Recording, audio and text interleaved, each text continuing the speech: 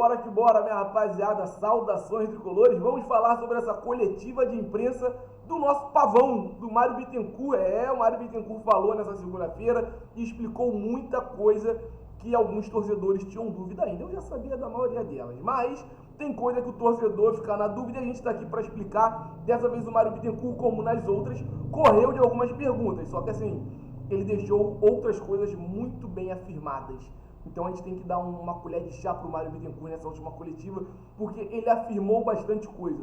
E quando ele afirma, não tem como dizer que ele fugiu da pergunta. Ele deixou tudo muito bem claro, tudo muito bem explicado. E a gente vai falar sobre Richarlison, Saf, Diogo Barbosa, Felipe Melo, os assuntos principais que aconteceram nessa coletiva. Você vai estar sabendo aqui no Quintal Tricolor. Então faz um favor pra gente, confere aí embaixo se você já é inscrito aqui no Quintal Tricolor. E caso ainda não seja inscrito, dá essa moral pra gente está trazendo notícia pra você direto, meu irmão. Toda hora, todo dia, todo instante, saiu notícia, tem novidade, o Quintal Tricolor traz pra você. Então se inscreve, ativa o sino para não perder nenhuma notificação e, lógico, deixa aquele like também. É muito importante você curtir o nosso conteúdo para que a gente chegue a um público cada vez maior aqui dentro da plataforma. Valeu? Então vamos começar falando sobre o pombo Richarlison, que é assim a prioridade zero do Fluminense para a próxima temporada. Antes da prioridade 1 vem o Richarlison, que é a prioridade 0.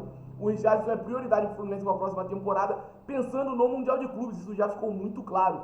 E o Mário Bittencourt foi perguntado sobre a situação envolvendo o Fluminense, Richarlison e Tottenham. E o Mário Bittencourt deixou muito claro que ele mesmo fez contato com o Pombo, e o Pombo deixou a possibilidade aberta. Se o Fluminense quiser negociar com o Tottenham para trazê-lo, fique à vontade, porque o Richarlison demonstrou o interesse em retornar ao Fluminense. Só que, lógico, esse interesse é aquele interesse tipo assim, ó só, Fluminense, se você fizer uma força aqui para pressionar o Tottenham e a proposta for vantajosa para todo mundo, eu tô aqui acenando, ok, agora não esperem que eu, Richarlison, vá até o Tottenham mudar alguma coisa. E o Mário Bittencourt deixou bem claro também que o Tottenham já tinha respondido sobre em negociar o Richarlison, falou que é um jogador importante, que conta com o serviço dele por lá, só que todo e qualquer jogador é negociável e que ele está aberto a ouvir a proposta do Fluminense em relação a isso. E aí vai ser montado uma equipe lá no Fluminense para fazer uma operação, uma verdadeira cirurgia para tentar trazer o Richarlison ao nosso Fluminense, tá? Então a possibilidade de Richarlison chegar é real, não é uma cortina de fumaça, só que ainda não tem proposta formalizada. O Fluminense está estudando como fazer essa proposta ao Tottenham, valeu? Vamos falar agora sobre SAF, que é um dos assuntos mais importantes pensando no futuro do Fluminense.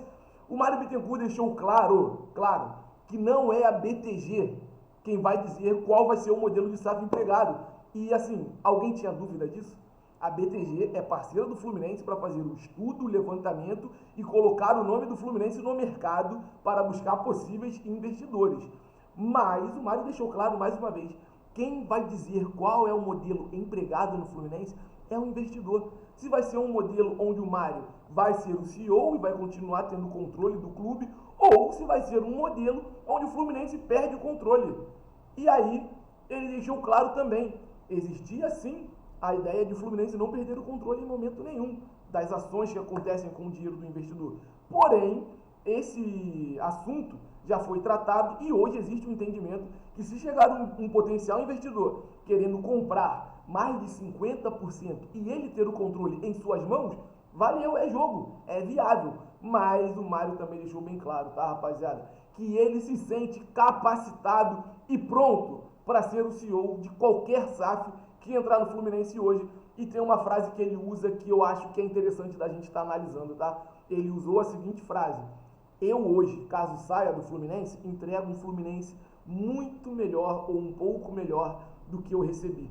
Então a gente tem que também dizer que ele está certo nisso.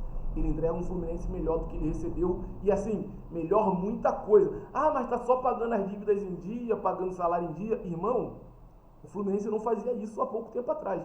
Está falando de um presidente que pegou o Fluminense em 2019, depois de uma briga do caramba lá dentro do Fluminense. E aí ele conseguiu uma Libertadores, conseguiu 2 campeonatos carioca, conseguiu Recopa e Libertadores no Maracanã. Rapaziada, a gente tem que dar um voto de confiança pro Mário também. Quero que ele seja o CEO do dinheiro dos outros? Não! Mas se acontecer, a gente tem que torcer para que o cara consiga acertar cada vez mais. Vai errar, não tem jeito. Eu erro, você erra, todo mundo erra. Só que, lógico, a gente não quer que ninguém erre com o Fluminense. Mas ele errou em 2024, conseguiu corrigir a tempo. E ele falou sobre isso também, tá? Agora vamos falar sobre Diogo Barbosa e Felipe Melo. Os dois jogadores estão saindo do Fluminense. Diogo Barbosa não vai renovar, a princípio ele está com uma negociação bem encaminhada com Fortaleza, um contrato melhor e mais extenso do que ele teria a receber no Fluminense. Surgiu a notícia de que ele ficaria no Fluminense por conta da família, mas Mário Bittencourt deixou bem claro que isso não vai acontecer.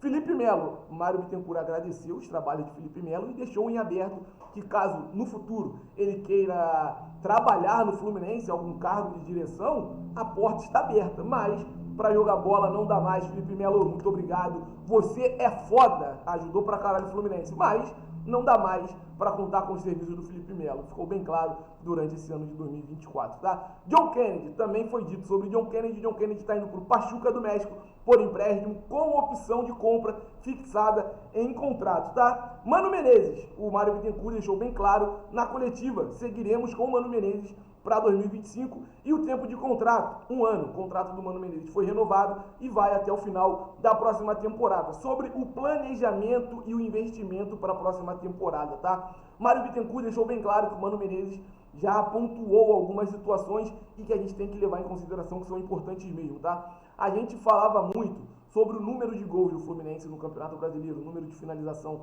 E o Mano Menezes falou uma parada interessante pro Mário Bittencourt.